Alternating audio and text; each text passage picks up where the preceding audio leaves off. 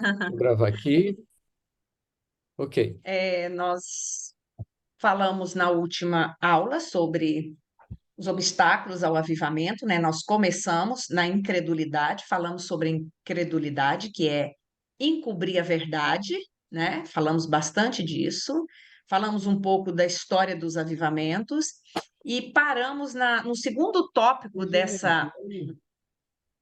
Alô? حبيبي كيف حالك؟ Param- حبيبي كله Paramos no تمام؟ segundo tópico, ما في مشكلة que é بالأمور. اوكي الحمد لله. ele está falando. Está gravando? Não sei se está gravando.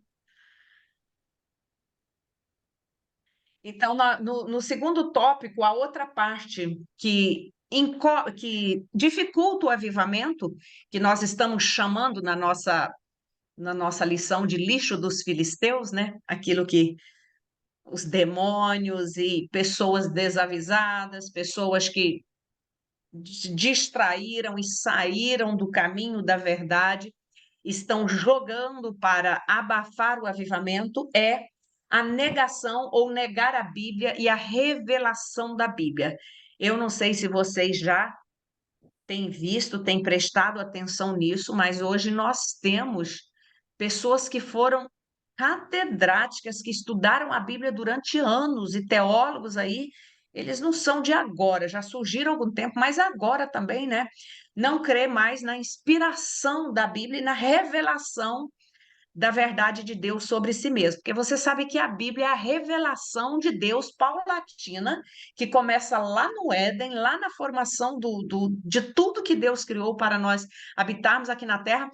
Depois, os sacrifícios, o povo saindo do Egito, a caminhada pelo deserto, tudo era um apontamento e uma sombra do sacrifício que Jesus faria, a revelação de Deus. Você sabe que a revelação de Deus, até para nós hoje, que já temos conhecimento, para vocês que estão lendo a Bíblia, para vocês que estão acostumados a lidar com a oração, a lidar com o mundo espiritual, você sabe que até para nós, quando Deus vai revelar alguma coisa para nós, na maioria das vezes, às vezes ele não fala assim de uma vez, não é verdade? Não sei se vocês têm essa experiência, mas pelo menos comigo, né, Carmen? É assim. E eu louvo a Deus por isso, porque eu falo assim: se Deus dissesse para mim, lá atrás, que eu iria passar por isso, que eu acabei de passar, eu diria assim: não, não, não, não, não, não, não é possível, não vou conseguir, isso não é para mim. Porque Deus sempre, ele tem um propósito até nas nossas lutas, até nas nossas dores. Então, a revelação de Deus, ela veio através da oralidade para o povo judeu, foi passando de geração para geração na oralidade, né? O judeu, ele tem uma coisa que é incrível, que é não perder, mesmo lá nos primórdios, quando ainda não havia a possibilidade da escrita, porque vocês sabem que poucas pessoas sabiam escrever, né? Então, o judeu ele passava todos os ensinamentos da palavra através da oralidade, né? E isso não se perdeu, passou de uma geração para outra. Depois Deus começou a mandar escrever e os profetas foram escrevendo, os escribas foram escrevendo, e a revelação de Deus está aí. Até mesmo o arcabouço da Bíblia, aquilo que não se perdeu, é o poder da mão de Deus para a revelação que nós necessitamos para servir a Deus, para chegar no céu e para fazer a obra dele, para estabelecer o reino dele aqui.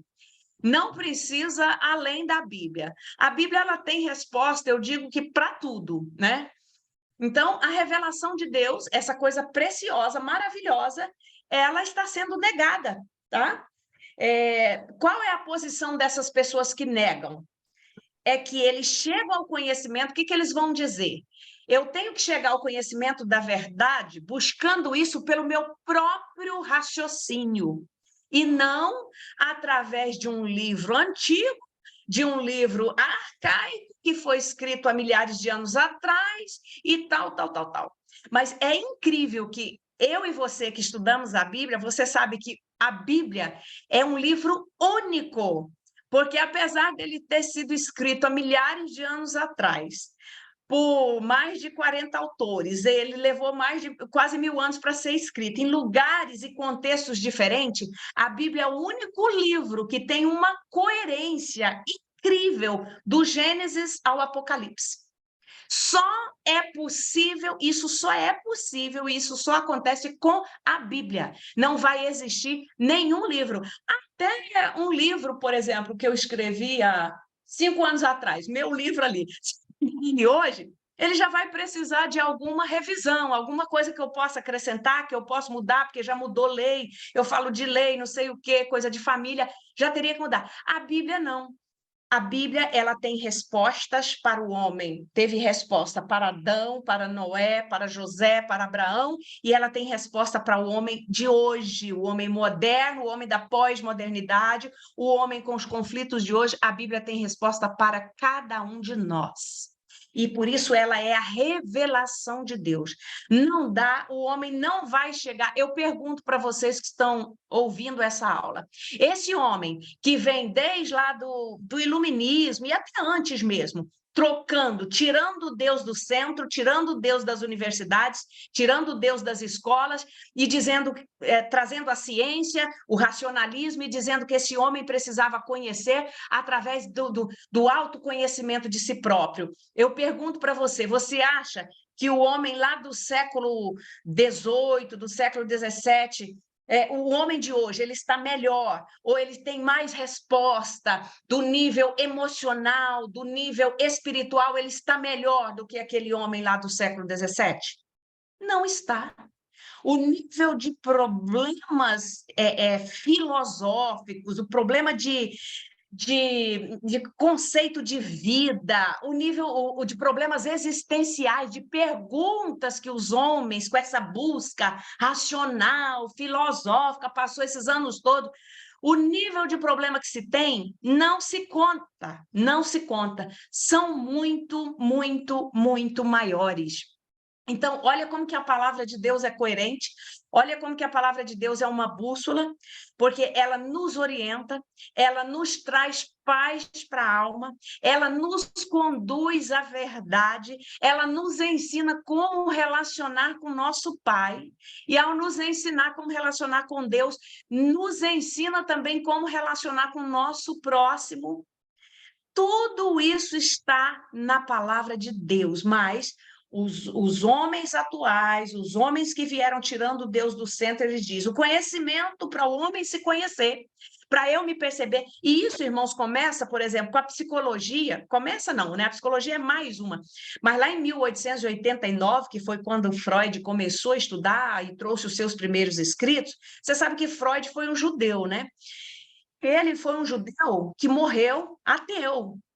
E ele que trouxe os primeiros questionamentos, essa coisa de bissexualidade, uma das primeiras pessoas que falou, apesar dele falar que a homossexualidade é um transtorno, ele foi uma das primeiras pessoas que aventou de uma forma muito sutil, com o inconsciente, a teoria do inconsciente, ele aventou isso, que a criança até uma certa fase, ela vai caminhando ali sem distinguir, né, entre pai e mãe, entre feminino e masculino. Depois, ali, nos 5 aninhos, que é quando tem ali a formação do Édipo, é quando a criança vai, a elaboração do Édipo é quando a criança vai reconhecer que ela é menina ou é menino, entende? Então, isso já foi, assim, uma primeira tacada.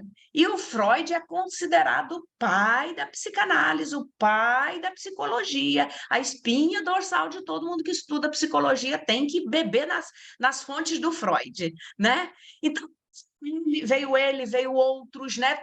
Nesse pensamento do distanciamento de Deus e que o homem precisava investigar a si mesmo através da sua própria compreensão e por suas especulações, que assim esse homem teria o seu próprio conhecimento. Então, essa postura leva os homens hoje a viver em busca de Deus como se ele nunca tivesse se revelado.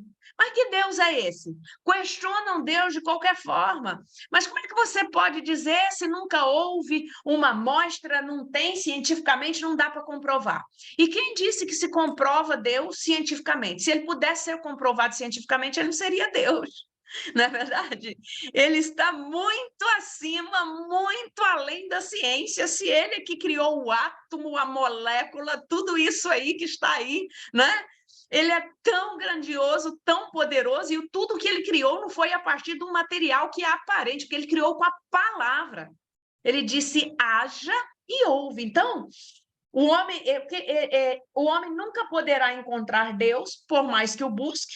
Os filósofos, pensadores, idealizam e desafiam Deus conforme seus próprios conceitos. Irmãos, irmãs queridas, irmãos, eu estava ali hoje à tarde, descansando um pouquinho no sofá, e eu estava falando: Espírito Santo, a minha alma dói, a minha alma chora, porque o que eu estou vendo acontecer, e eu sei que vai acontecer no Carnaval no Rio de Janeiro, principalmente no Rio de Janeiro, vai ser coisa muito terrível, de todo tipo de abominação, de desprezo de moral, de desprezo de valores, de tudo aquilo que vai de encontro à palavra de Deus que Deus deixou para nós. É uma aberração tão grande, é umas coisas tão horríveis, e usando o nome de Deus, debochando dos cristãos, uma coisa horrível. E o que eles apresentam não é Deus, mas uma mentira. Quando cristãos ou pessoas que dizem conhecer a Deus negam essas verdades, o resultado é que eles se tornam totalmente sem autoridade. A Bíblia deixa de ser autoridade e essas pessoas passam a ser autoridade em suas próprias vidas. É por isso que nós estamos chegando ao nível do que temos hoje. Primeiro, não bastava o homem dizer que é mulher, a mulher dizer que é homem. Isso já virou coisa banal. Agora você pode casar com o que você quiser, até com seu cachorro, se você quiser.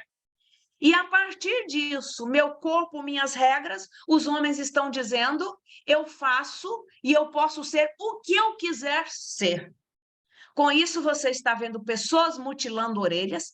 Eu já vi um que mutilou o nariz, porque ele disse que aquilo ali foi legal para ele. Ele cortou 2 dedos, porque ele ficou com a mão assim, com esse símbolo de rock, e por aí vai, por aí vai.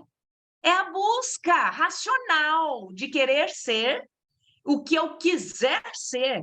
Desde o momento em que eu excluo a autoridade da palavra, desde o momento em que Deus, para mim, para o homem, se torna uma coisa abstrata, esse homem pega um caminho de descida onde um abismo vai chamando o outro abismo. Vocês concordam comigo? Pastora, faltam 7 minutos, tá? 6 minutos. Uhum. Tá.